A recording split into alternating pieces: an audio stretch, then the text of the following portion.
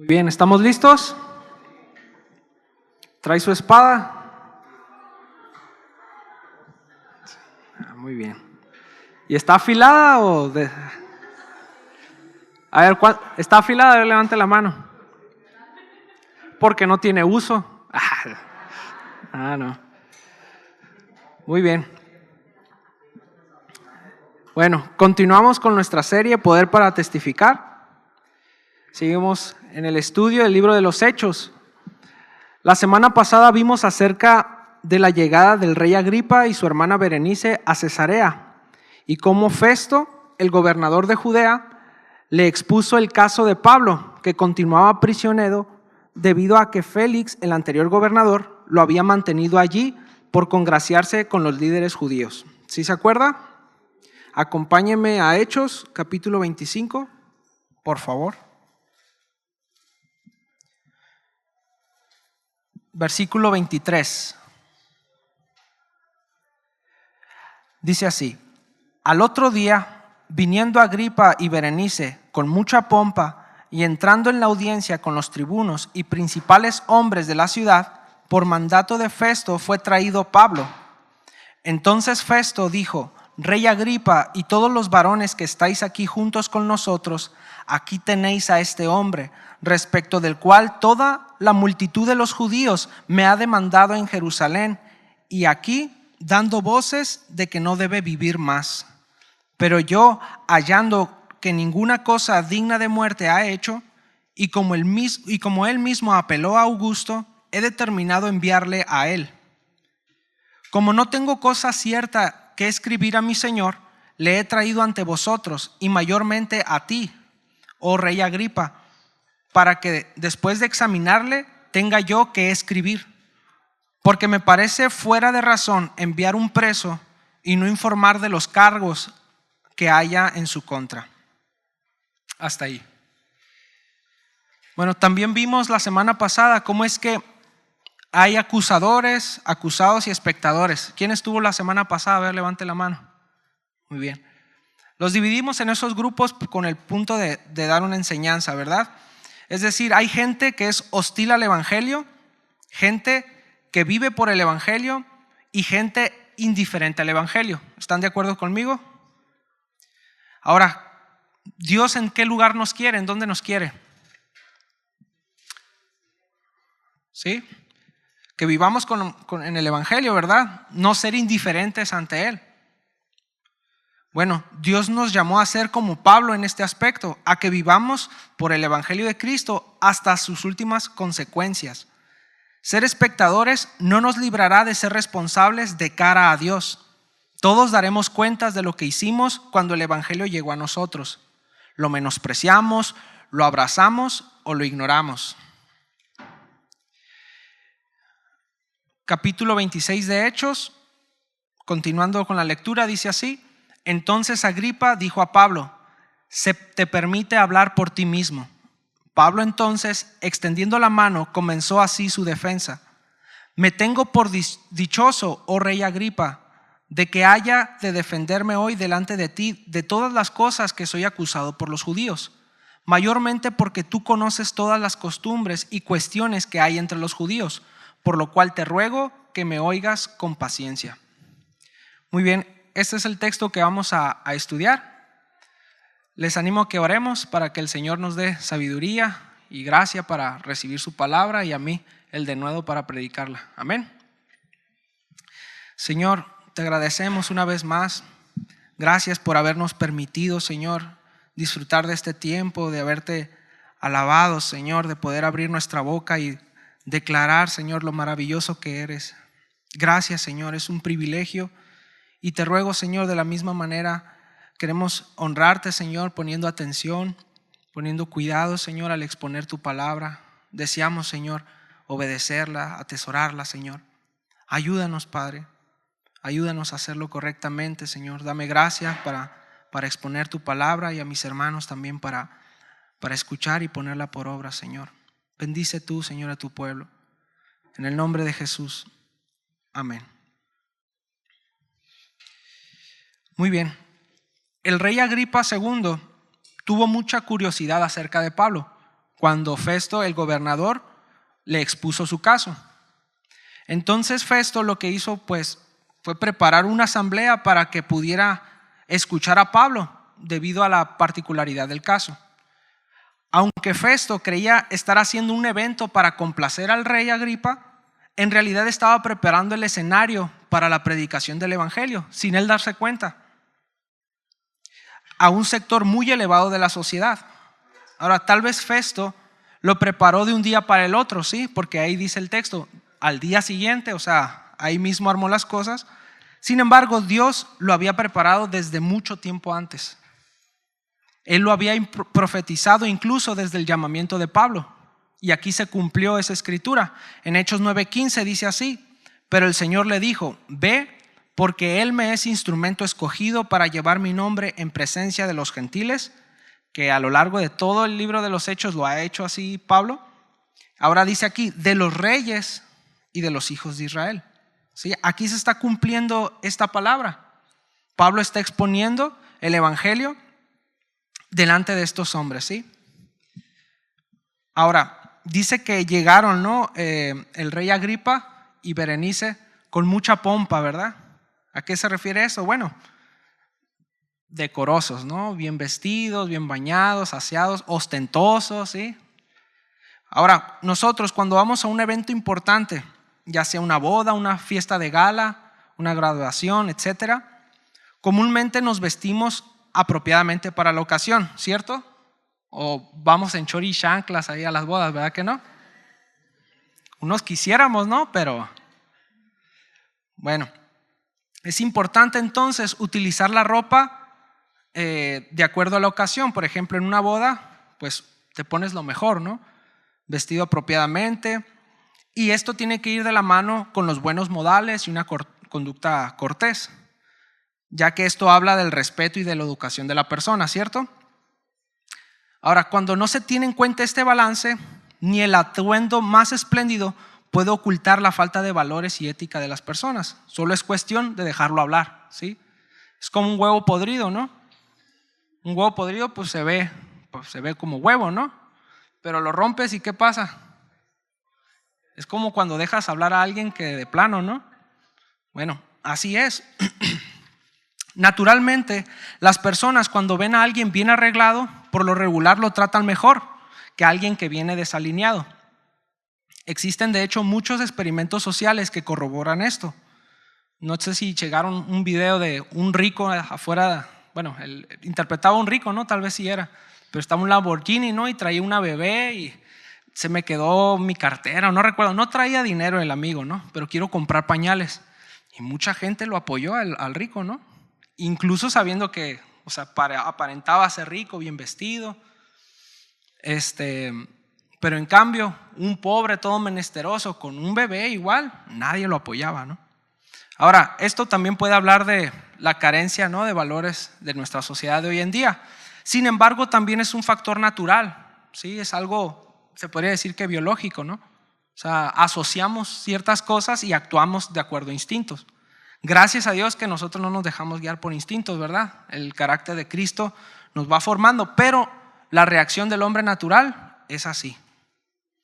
Entonces, de hecho, unos zapatos bien lustrados puede ser la diferencia entre el sí y el no en una entrevista de trabajo, por ejemplo. ¿Sí? Por lo que podemos decir que efectivamente la fachada es importante, y más en este mundo tan superficial. Ahora, podremos decir, pues a mí eso no me interesa. Al fin y al cabo, Dios mira el corazón. ¿Qué importa lo que digan los demás? ¿Cuántos dicen amén a esta filosofía? Aunque es cierto que Dios mira el corazón, ¿qué dirías entonces cuando te diga que tu vestimenta puede influir en la apertura que tengan algunos al evangelio? Ahora, si te interesa que el evangelio sea predicado, que sea esparcido, bueno, por lo menos te va a llamar la atención esto. Pero si ni predicas el evangelio, pues qué, ¿no? Pero se supone que somos hijos del reino, ¿verdad? Y que nuestro interés es que el reino de Dios llegue a más lugares. Entonces, si nuestra vestimenta puede impedir la apertura en alguno, bueno, debemos de atender, ¿verdad? Ahora, nosotros como cristianos entendemos y abrazamos la palabra que nos dice: No mires a su parecer, ni a lo grande de su estatura, porque yo lo desecho. Porque Jehová no mira lo que mira el hombre, pues el hombre mira lo que está delante de sus ojos, pero Jehová mira el corazón. ¿Cuántos dicen amén a eso? Amén. Pero también debemos de entender que las personas no ven las cosas de esa manera. Para entender las cosas del Espíritu hay que discernirlas espiritualmente. Y eso solo se logra teniendo al Espíritu. En 1 Corintios 2:14 dice así: pero el hombre natural no percibe las cosas que son del Espíritu de Dios, porque para él son locura y no las puede entender, porque se han de discernir espiritualmente. Ahora, no pretendo que volteemos los valores bíblicos. Primero es el interior, pero luego el exterior se limpia con la limpieza del interior. Como le dijo Jesús al fariseo ciego, limpia primero lo de dentro del vaso y del plato, para que también lo de fuera sea limpio. ¿Sí? Ahora, me estoy dirigiendo a cristianos. En la medida de nuestras posibilidades, que nuestra vestimenta no sea impedimento para la predicación del evangelio. Ahora, ¿cómo puede ser esto posible? La vestimenta, ¿cómo puede impedir eso? Bueno, muchas veces cuando uno, incluso la vestimenta puede hablar de el grado de educación, por ejemplo, y no quiero mirar a nadie, ¿no? Pero han habido ocasiones en cuando, incluso en la iglesia, hay gente que viene vestida inapropiadamente, sin ser más explícito, ¿verdad? Entonces, definitivamente eso provoca algo, ¿sí? Entonces, a lo mejor entra alguien nuevo y en lugar de estar escuchando al predicador, pues está viendo la vestimenta de tal o cual persona, ¿sí? Entonces, ahí estamos siendo nosotros estorbo al evangelio. ¿Ok? Me acuerdo una vez llegó una hermana que tenía una camiseta ahí con groserías, ¿no? O sea, estás alabando a Dios y volteas a ver a la hermana está así, trae groserías en su camisa. Entonces, es un poquito difícil, ¿no? Llegar a tratar esas cosas porque llega a ser sensible, pero es importante que Dios nos dé la sabiduría, ¿verdad? Ahora bien, Pablo seguramente no iba muy arreglado, ¿verdad? Delante del rey.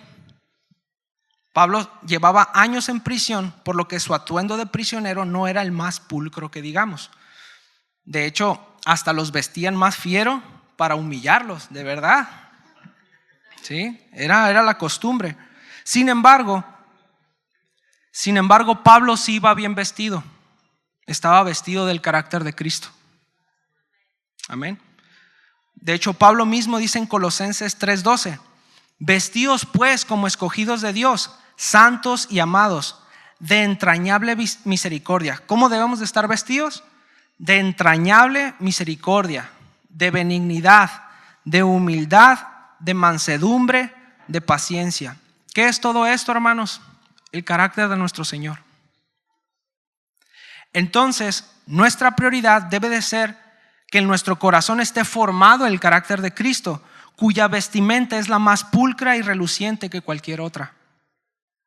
Circunstancialmente pudiera ser que nuestro atuendo no sea el más elegante, ni estar a la moda, ni tener ropa de marca, pero nunca, hermanos, debemos de estar mal vestidos en el interior. Recordemos que aunque el mundo no lo alcanza a ver, Dios sí nos ve y siempre estamos delante de la presencia del Rey. Amén. Al otro día, viniendo Agripa y Berenice con mucha pompa y entrando en la audiencia con los tribunos y principales hombres de la ciudad, por mandato de Festo fue traído Pablo, ¿sí? Esto lo dice en Hechos 25:23. Ahora, las personas más recatadas y finas estaban reunidas en ese lugar, y aún con toda la pompa del rey y de su hermana y de los demás allí presentes, no había persona mejor vestida que Pablo. Bueno, así es como Dios lo ve, ¿sí? Debemos de estar presentables ante el rey. ¿Usted quiere eso? ¿Sí? Ciertamente el rey iba vestido así. Si el rey iba de esa manera, ¿cómo habrá ido la hermana? ¿Sí? Porque por lo general las mujeres tienden a cuidar mucho más el aspecto estético, ¿no? O sea, si dice la palabra que iba con mucha pompa el rey Agripa, pues cuánto más, ¿no? O sea, el peinado que traería, quién sabe, ¿no? Pero bueno, ¿qué es lo que nos dice Dios? En 1 de Timoteo 2:9. Y voy a tomar agua antes de que demos lectura.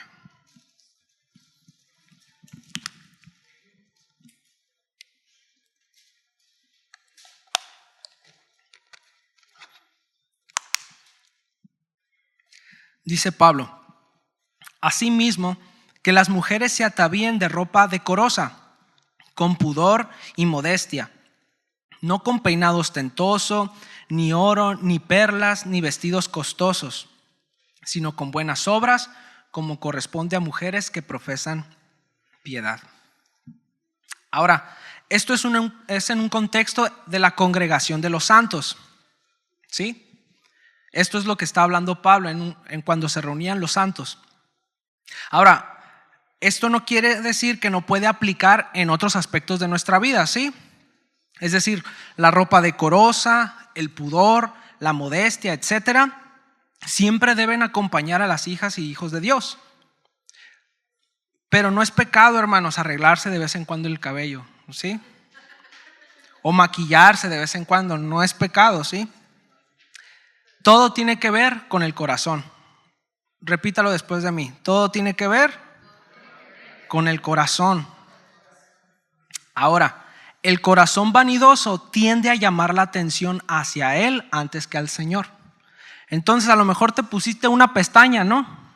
Y quieres que esa pestaña, todos te miren la pestaña. Bueno, ahí hay vanidad en el corazón, ¿sí? Por eso, hermanos, es el mismo tema con pintarse el cabello o los tatuajes, aretes, etcétera. ¿Para qué haces lo que haces? ¿Sí? ¿Por qué haces lo que haces? ¿Sí? O sea, te quieres pintar el pelo todo rosa, ¿no? Todo brillante, ¿sí? Y venir con un traje de lentejuelas, ¿no? Bueno, es medio evidente el asunto, ¿no? Pero más allá de eso, pongamos, hermanos, que haya ignorancia en la persona, ¿sí? Bueno, a lo mejor y esa persona que viene así todavía no ha entrado en sabiduría, ¿no? Es apenas que va conociendo. Nosotros tenemos que ser prudentes también. Si nos consideramos espirituales, tenemos que ser prudentes y no ir con la espada desenvainada a cortar cabezas, ¿no? Es decir, ser pacientes, así como Dios tuvo consideración con nosotros, ¿verdad? Sí, a lo mejor todavía no nos sube el agua a la nube, ¿verdad? Nos falta sabiduría. Bueno, el Señor irá tratando poco a poco. Entonces, hermanos, tenemos que cuestionarnos por qué hacemos lo que hacemos, porque incluso el vestido más modesto, el traje más así, ¿cómo podemos decir? A ver, apóyenme ahí. Más sencillo, exactamente, pero en el corazón puede haber un ego, una altivez. Entonces, ¿de qué se trata? Del corazón. Que el Señor nos dé sabiduría. Muy bien, versículo 24 de Hechos 25. Entonces Festo dijo: Rey Agripa y todos los varones que estáis aquí juntos con nosotros, aquí tenéis a este hombre, respecto del cual toda la multitud de los judíos me ha demandado en Jerusalén y aquí, dando voces de que no debe vivir más. Pero yo, hallando que ninguna cosa digna de muerte ha hecho, y como él mismo apeló a Augusto, he determinado enviarle a él. Como no tengo cosa cierta que escribir a mi Señor, le he traído ante vosotros y mayormente ante ti, oh rey Agripa, para que después de examinarle tenga yo que escribir. Porque me parece fuera de razón enviar un preso y no informar de los cargos que se hay en su contra. Ahora, realmente no era toda la multitud de judíos los que vinieron, ¿sí? Era medio Bogdan el Festo, ¿no? Medio exagerado. Es cierto, cariño. Es cariño. Sí, de hecho, hermanos, en los primeros años del cristianismo, la iglesia era mayormente conformada por judíos, que después, con la apertura del evangelio a los gentiles se volvieron mayoría. Pero aún así, por lo general, o sea, no era que todos los judíos estaban en contra de los cristianos. Solo aquellos que tenían mucha influencia, era un grupo que tenía mucha influencia en aquel lugar. Eran los que estaban en contra de los cristianos. Y miren, no estaban en contra por asuntos teológicos o de doctrina, de moral, de conducta. No. De hecho, pues eran fariseos. Muchos creían en la esperanza que tenía Pablo. Era porque atentaba con los intereses políticos que tenían, ¿sí? Y es lo mismo que pasa hoy. Hay un grupo minoritario con mucha influencia que desde las altas esferas del poder mueven los hilos para sacar provecho de los demás, sin importar el costo. Estamos hablando de millones de muertos por guerras, por hambre. ¿Qué decir del aborto, la eutanasia? Sumergen a nuestra sociedad en un clima de desesperanza, de ansiedad y depresión. Los resultados son muerte, insatisfacción que trae más muerte. Son los sacerdotes de los nuevos ídolos de nuestra sociedad que tocan la trompeta y desean que nos postremos ante ellos. Ahora la mayoría se inclina y los que no lo hacen están siendo perseguidos y amenazados a ser quemados en un horno calentado 7 veces. Tú y yo sabemos que el Señor nos puede librar de ese horno, pero también sabemos que si no nos libra de ese horno, Él seguirá siendo Dios, aun cuando nuestra carne sea achicharrada por el fuego. ¿Te inclinarás? Estoy hablando metafóricamente, pero las implicaciones son las mismas, hermanos. Es una realidad que está golpeando nuestras iglesias. El mundo está deseando que nos inclinemos en sumisión a su imagen y no a la imagen de Dios, que es Cristo. Para algunos esto fue una metáfora, pero para otros no lo es, ni lo será. La masa es fácilmente influenciable, hermanos. Por eso Dios tiene su remanente. Dios le habla a algunos pocos. Por eso Dios aparta a los suyos para que vivan de acuerdo a la naturaleza del reino celestial y no a la de este mundo. Pero hacer eso tiene consecuencias. Es un reto, ¿verdad, hermanos? Vamos adelante. Al parecer Festo, como lo comenta, hizo todo muy bien.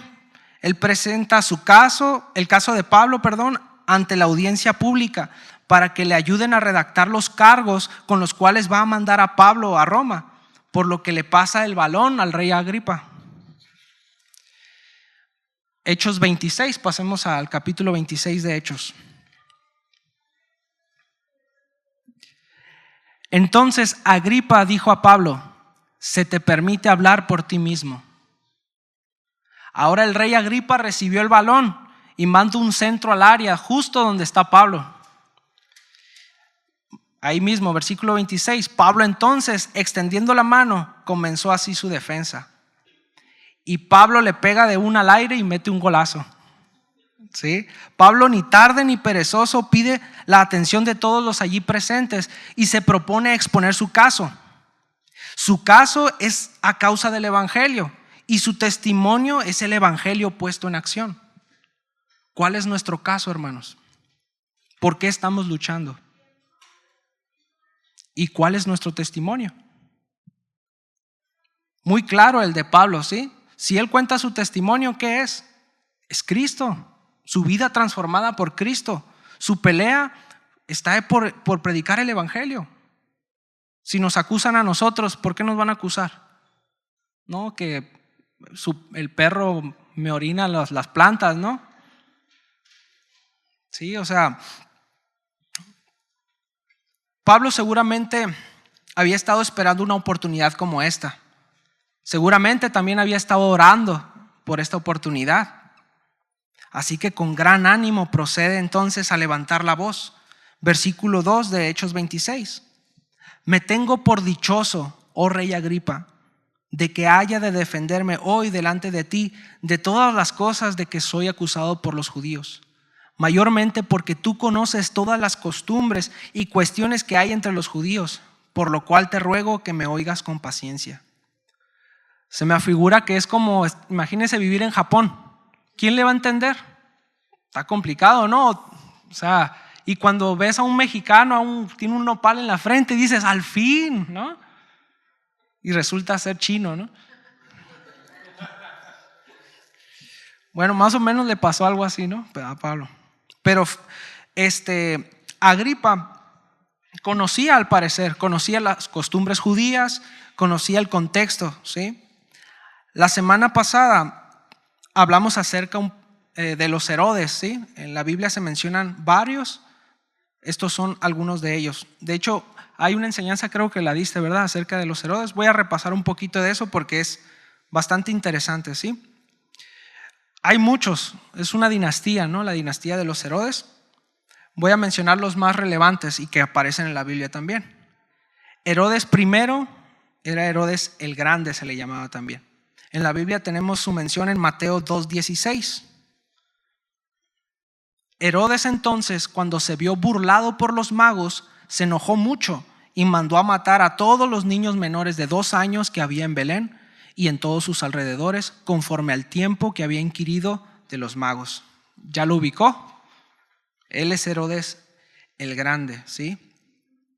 De ahí tenemos a Herodes Antipas. Este está tremendo. En Lucas 3:19, se los leo en la Nueva Traducción Viviente.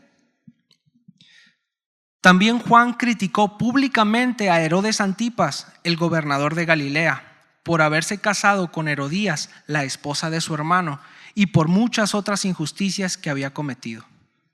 ¿Sí? Es hijo de Herodes el Grande. Le voy a dar más detalle en Marcos 6, 14 al 29. El rey Herodes Antipas pronto oyó hablar de Jesús, porque todos hablaban de él. Algunos decían, este debe de ser Juan el Bautista que resucitó de los muertos, por eso puede hacer semejantes milagros. Otros decían, es Elías. Incluso otros afirmaban, es un profeta como los grandes profetas del pasado. Cuando Herodes oyó hablar de Jesús, dijo, Juan, el hombre que yo decapité, ha regresado de los muertos.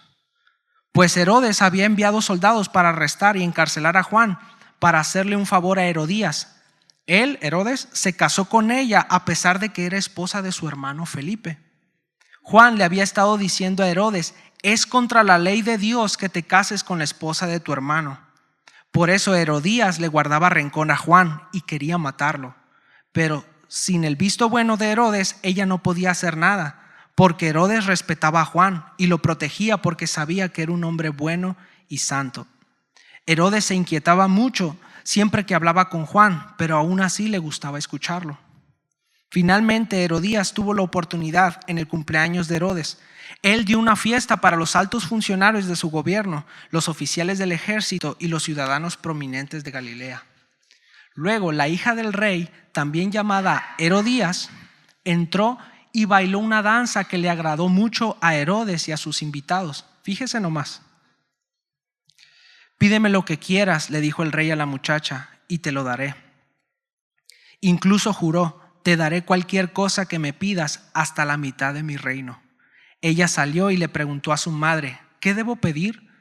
Su madre le dijo, pide la cabeza de Juan el Bautista. Así que la muchacha regresó deprisa y le dijo al rey, quiero ahora mismo la cabeza de Juan el Bautista en una bandeja. Entonces el rey se arrepintió profundamente de lo que había dicho, pero debido a los juramentos que había hecho delante de sus invitados, no le podía negar lo que le pedía. Así que envió de inmediato a un verdugo a la prisión para que le cortara la cabeza a Juan y luego se la trajera. El soldado decapitó a Juan en la prisión. Trajo su cabeza en una bandeja y se la dio a la muchacha, quien se la llevó a su madre. Cuando los discípulos de Juan oyeron lo que había sucedido, fueron a buscar el cuerpo y lo pusieron en una tumba. Qué terrible, ¿no?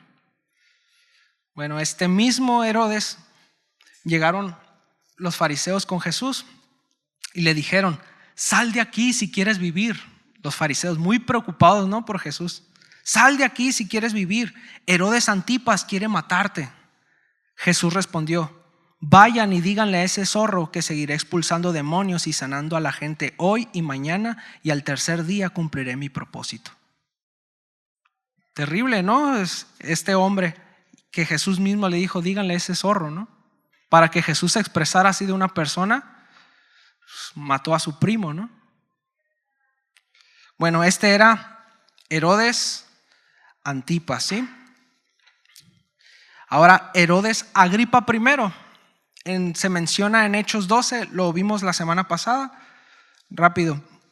Hechos 12, versículo 1 dice así: por ese tiempo el rey Herodes Agripa comenzó a perseguir a algunos creyentes de la iglesia. Mandó a matar a espada al apóstol Santiago, hermano de Juan. Cuando Herodes vio cuánto esto agradó al pueblo judío, también arrestó a Pedro. Este fue el que mandó asesinar a Santiago, ¿sí? Más adelante vemos su final en ese mismo capítulo, versículo 20. La gente lo estaba aclamando. Así que hizo una citación pública. La gente empezó a aclamarlo. Decía, es la voz de un Dios, no la de un hombre. ¿Y qué creen que pasó? Al instante un ángel del Señor hirió a Herodes con una enfermedad, porque él aceptó la adoración de la gente en lugar de darle la gloria a Dios. Así que murió carcomido por gusanos. Bueno, este es el papá de Herodes Agripa II, el que estamos checando, ¿no? El que quería conocer a Pablo. Este Herodes Agripa II fue el último en la dinastía, ya no hay otro más. Asumió el cargo cuando su padre Herodes falleció, cuando solo él tenía 17 años. O sea, eso de lo de los gusanos, tenía 17 años Herodes Agripa II. Debido a su inocencia, ¿verdad? A su corta edad, no se le dio mucho territorio por gobernar. Aunque muchos más tarde se le confió más territorio por gobernar, referente al norte de Palestina. Se decían que eran muy cercanos él y su hermana Berenice, y se rumoraba que mantenían una relación incestuosa. Sin embargo, no se tiene más registro de esto. Por lo que se nos dice Pablo, Herodes Agripa II tenía mayor contexto de los judíos y de sus tradiciones, por lo que otros gobernantes como Félix y Festo no pudieron entenderlo. Por eso Pablo vemos que se alegra, ¿sí? Como que sí me va a escuchar, ¿verdad? Ahora, quiero enfatizar un punto, el hecho de tener información, ¿verdad? Todos ahorita tenemos acceso a información, ¿sí? También a mucha desinformación también. También hay que saber distinguir cuándo es una información que vale y una que no. Pero de cara a otras generaciones, somos la generación que más acceso a información tenemos, ¿sí? Eso nos da un poder, nos da una capacidad de poder tomar más perspectivas, ver más contextos, y también el hecho de la gente que tenga más información de ti, bueno, también tiene un poder sobre ti. Así que tenemos que tener mucho cuidado con la información que tenemos.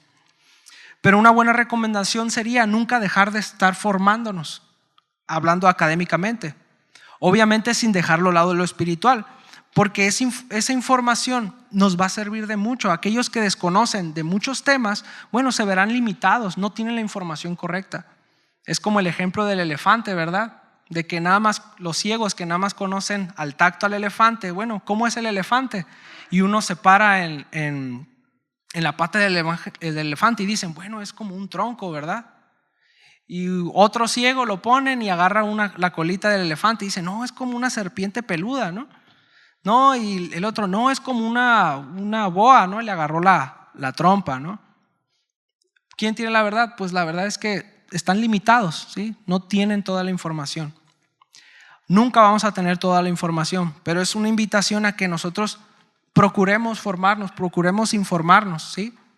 Y ahora que tenemos acceso a tantas fuentes de información, bueno, se nos va a demandar también esa responsabilidad.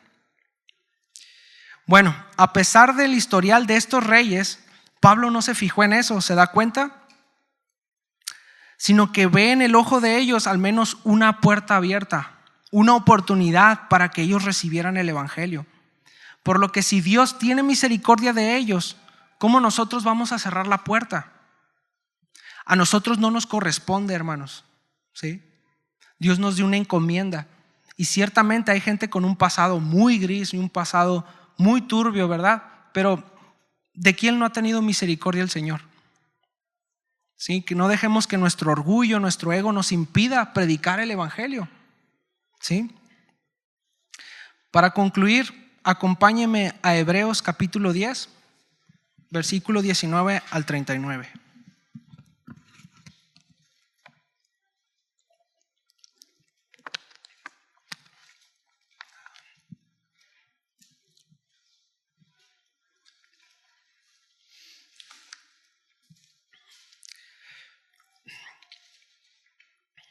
Dice así: así que, hermanos, teniendo libertad para entrar en el lugar santísimo por la sangre de Jesucristo, por el camino nuevo y vivo que Él nos abrió a través del velo, esto de su carne, y teniendo un gran sumo sacerdote sobre la casa de Dios, acerquémonos con corazón sincero.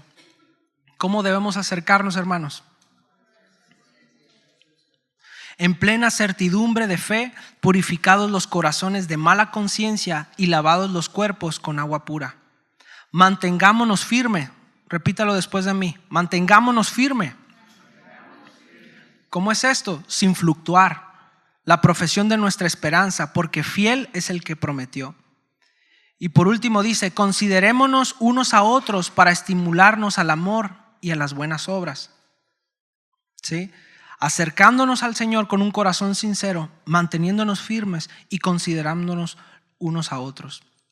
¿Cómo nos consideramos los unos a otros? Bueno, nos estimulamos en el amor, y dice en el 25, no dejando de congregarnos, como algunos tienen por costumbre, sino exhortándonos, y tanto más cuando veis que aquel día se acerca.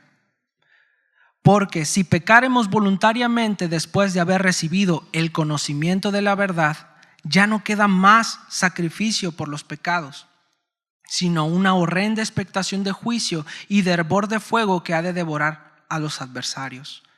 El que viola la ley de Moisés por testimonio de 2 o 3 testigos muere irremisiblemente. ¿Cuánto mayor castigo pensáis que merece el que pisoteare al Hijo de Dios y tuviere por inmunda la sangre del pacto en el cual fue santificado e hiciera afrenta al Espíritu de gracia? Pues conocemos al que dijo: mía es la venganza, yo daré pago, dice el Señor. Y otra vez, el Señor juzgará a su pueblo. Horrenda cosa es caer en manos del Dios vivo. Pero traed a la memoria los días pasados, en los cuales después de haber sido iluminados, sostuvisteis gran combate de padecimientos. Por una parte, ciertamente, con vituperios y tribulaciones, fuisteis hecho espectáculo, y por otra, llegasteis a ser compañeros de los que estaban en una situación semejante. Porque de los presos también os compadecisteis, y el despojo de vuestros bienes sufristeis con gozo, sabiendo que tenéis en vosotros una mejor y perdurable herencia en los cielos. No perdáis pues vuestra esperanza, que tiene grande galardón.